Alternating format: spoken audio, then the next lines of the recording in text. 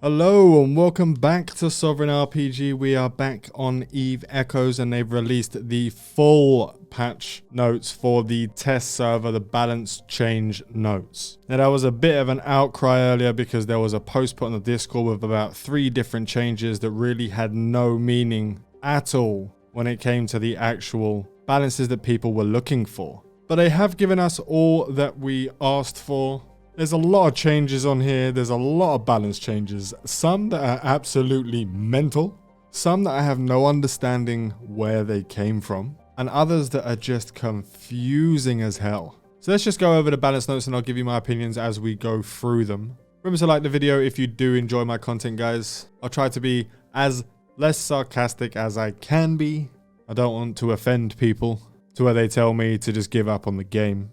So the test server will go live on Thursday, April 22nd at 8 AM UTC.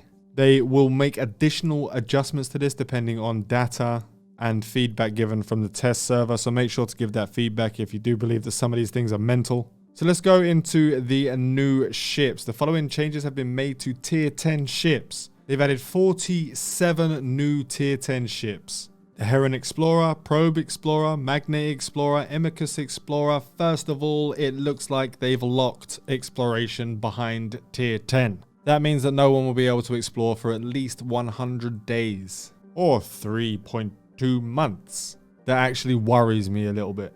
They've added Manticore 3, Hound 3, Purifier 3, Nemesis 3, Cormorant 3, Interdictor, Thrasher 3 Interdictor, Coercer 3 Interdictor, Catalyst 3 Interdictor. They've added all the Interdictor variants of 3. They've added the tier 2 variants of Assault Destroyers. They've added tier 2 variants of all of the T4 Cruisers. I believe they're tier 4. God, it's been so long since I used them. They've added tier 3 variants of all of the Covert Ops Cruisers. And they've added the Command Battle Cruisers to this, as well as changing the Guardians and adding some Battleship tier 2s as well, with a Venture tier 4 and a Coveter tier 2 is being added to Tech 10. Now here comes a little bit of a shock. 9 ships have been removed from the game. Now the Covert Ops, Coercers, Catalyst, Cormorant and Thrasher, that's not an issue. They've got rid of the Ferox Guardian, the Prophecy Guardian, the Myrmidon Guardian, Cyclone Guardian 2s. They've all gone. They've changed those out for different Guardians, the Drake, Hurricane, Harbinger and Brutix.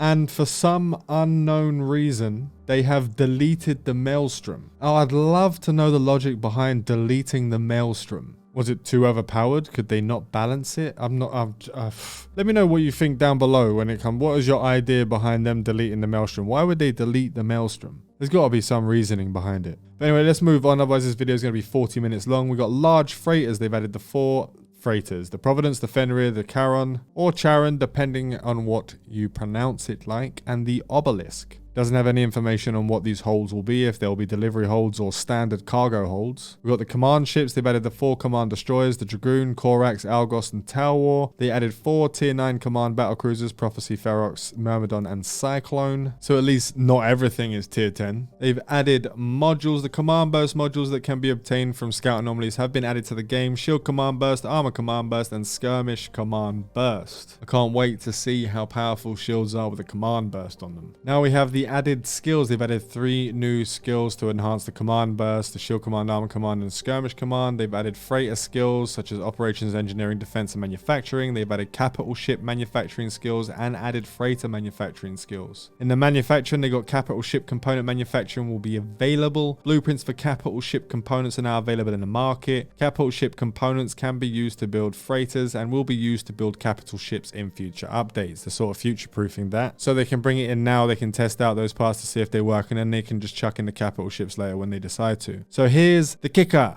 The ship balance changes. In general, all ships' shield, armor, and structure have been increased by 5%. So they buff shield and armor 5%. That should have just been an armor and structure bonus, and it should have been a hell of a lot more than 5%. The tier 10 ships' shield, armor, and structure have been increased by 7.1%. Velocity and signature radius have been decreased by 1.64%.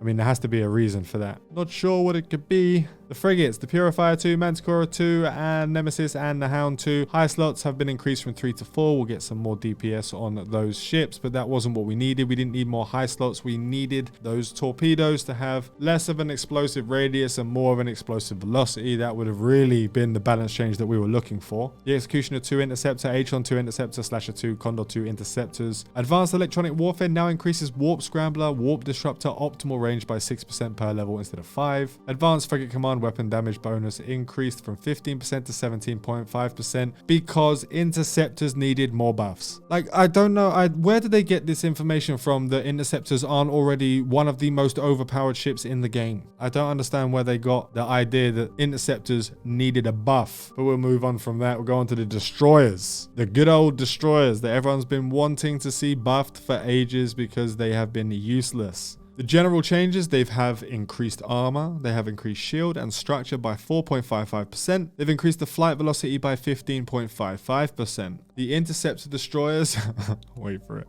The Interceptor, I'm pretty sure they're supposed to be Interdictor Destroyers and not Interceptor Destroyers. Is there Interceptor Destroyers? There's Interceptor Destroyers now. That's gonna be quite nice. More cargo hold, but I'm pretty sure it generally means Interdictor. But we shall see. The high slots have been reduced from 4 to 2. The low slots have been increased from 3 to 4, so less DPS, more tank. Shield, armor, and structure increased by 5.88%. More tank. Velocity increased by 7.14% for better speed, tanking capabilities, and the signature radius decreased by 4.25%. These are some good changes. I'm not so sure about the high slots. If they truly mean an Interceptor Destroyer, then yes, it probably doesn't need as many high slots, but they still use small weapons. The tier 6 Sniper Destroyers, the mid slots have been reduced from 3 to 2. Low slots have increased from 3 to 4. Getting rid of some of that tackle and giving some more tank to the Sniper Destroyers. The tier 8 Assault Destroyers mid slots have increased from 2 to 3. Low slots decreased from 4 to 3. So they've taken tank off of the Assault Destroyers and raised their tackling capabilities. Let me know what you think about these destroyer changes. Do you think they're good enough? Please let me know down below. I don't think they are. There was definitely some more changes that should have been done to the lower level destroyers, the tier 4s, the tier 6s. Those should have been given more high slots for them to be more viable, but that's just my personal opinion. Moving on to the cruisers, we have Interceptor Cruisers, high slots reduced by 1, mid slots increased by 1, shield, armor, and structure increased by 5.88%, velocity increased by 7.14%, signature radius reduced by 4.25%. So cruisers get a... See, they said Interceptor Cruisers again. I just read through that. Like, I just haven't slept all night. So I just read through that like it doesn't... Pretty sure they mean Interdictor. Look, it's got Interceptor Cruisers, Tier 10 Interceptor Cruisers, Mala Interdictor, Moa Interdictor. So it's just... Did they not read this shit before they put it out? I know I promised wouldn't be like salty or sarcastic about this shit, but Jesus Christ. Literally has the word next to it. So anyway, the tier 10 Interdictor Cruisers, Mala Interdictor, Moa, Rupture, Thorax, Advanced Propulsion Jamming Effect Radius bonus to Warp Disruption Field increased from 5% to 10%, giving them that little bit more of a bonus. And moving on to the battleships, Typhoon, bonus to large missile torpedo explosion velocity per level of large missile torpedo operation, increased from 5 to 7.5%. That was definitely needed. I don't think it's enough for them to be viable, but it's definitely a step in the right direction. Dominic's got a nerf to drone damage for each level of large drone operation has been reduced from 40% to 35%. I mean, I didn't think that Dominic's needs nerf. Maybe the other guys needed a bit of a buff, but the Dominic's was running well. It wasn't too easy. It wasn't too hard. It was just in a good position. I'd rather they bring ships up than bring ships down, but it's a lot easier to nerf something than it is to buff something, so there is that. The Maelstrom got 7.5 to 8%. I reckon they got rid of the Maelstrom because it'll be released at the same time as the Striker. That's the only reason they got rid of it. 7.5 to 8%. You got the Raven Striker 5 to 4%. So the Raven got a bit of a nerf there. I completely missed that. So it's been reduced. And the Apocalypse Striker damage has been reduced. So the Maelstrom Striker has increased damage. The Raven Striker has reduced damage. The Apocalypse Striker has reduced damage. And the Megaphone Striker has reduced damage. So nerfs across the board there. The Hyperion has its bonus skill changed from large railgun operation, battleship command to advanced large railgun operation, advanced battleship command. Each level of advanced large railgun operation increased large railgun damage by 10%, fall off by 7.5%. Each level of advanced battleship command increases the repair amount by 7.5%. So they basically just made the Hyperion a faction ship. The Rogue has its bonus skill changed from large railgun operation to battleship command to advanced large railgun railgun operation and advanced battleship command. Each level advanced large railgun operation increased from 10% to 12.5%, and the battleship command increased the ship shield resistance by 4%. The Abaddon has a bonus skill change from large beam op, battleship command, to advanced large beam op, and advanced battleship command. Every level of large beam op increased large beam laser damage 10% and optimal range by 7.5%. Each level of advanced battleship command increases ship armor resistance by 4%. Now I want you guys to let me know down below if you think these changes are good, if you think they're bad. Why is there a nerf across the board? Because a lot of these ships are really doing bad in certain parts of the game, so I'm not sure why they would get a damage nerf. I mean, the Dominix was running really well. Maybe that needed a little bit of a nerf. Maybe it didn't. But everything else, I mean, the Megathron is pretty damn terrible. They needed to mess with the tracking. They didn't really need to mess with the damage. This is the issue that guys are having right now. They're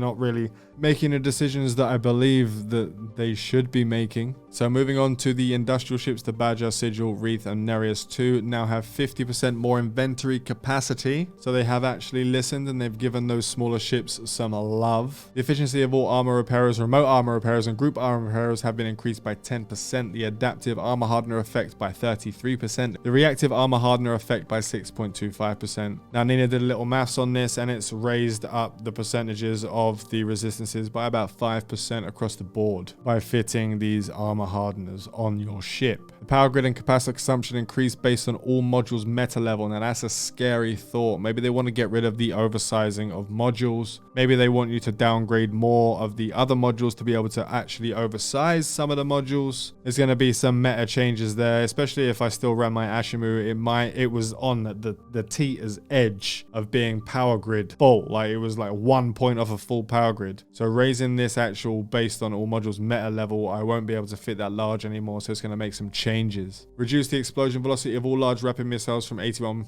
meters a second to 70 meters a second. Damage dealt by beam lasers and railguns increased by 10%. Damage dealt by missiles, cannons, and decomposers increased by 4%. Reduce the shield resistance bonus of shield field modules changed based on meta level, so they will be getting a nerf for the amount of resistances they get. It's still going to be way more powerful than the armor links. The signature radius adjustment for activating shield field modules increased from 500% to 5000%, which didn't really matter. That's literally just a fluff change. Just makes it look like something's happening. That 500%, you were already getting hit from 6 systems away. Now, instead of 6 systems away, you're going to be getting hit from Jita into nullsec with the 5000%. Like it's a fluff change. There's nothing really, there'll be no real difference there. You're already taking max full damage by everything with the 500%. The effective range and damage transfer rate has been adjusted based on meta level. Modules with a lower meta level will have lower range and transfer rates, while others will have higher range and transfer rates. Armor link modules will distribute the damage before applying armor resistances, which is like basically they, instead of actually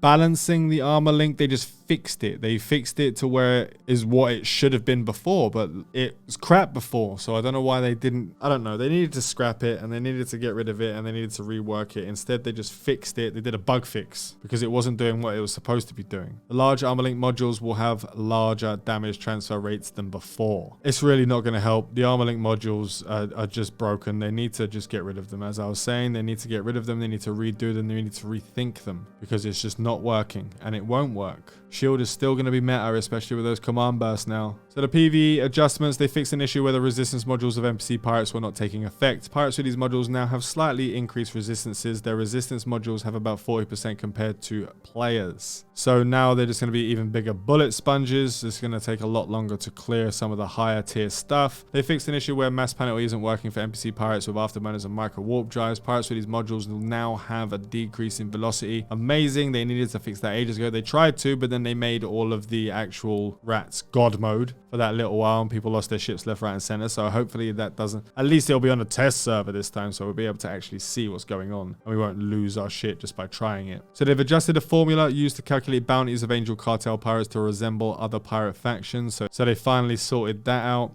Added NPC pirates equipped with Sancha dead afterburners. So we'll be able to get those dropped. That's a nice addition. Adjusted bounties of several NPC camps to match their difficulty. Adjusted bounties of several encounter missions to match their difficulty. And that's all we have for the actual whole balance changes. What do you think of these balance changes? Do you think these are good balance changes? Do you think they're bad balance changes? Which ones do you like the most? Which ones do you hate the most? Please let me know down in the comments. I'm going to be testing all of these out, and I will throw a video out for all the different kind of testing on all the different ships on there. So you guys make sure to like and sub if you are enjoying the content and you wish to see all of those videos. I'm looking forward to seeing you all out there. Fly safe and avoid local chat scams.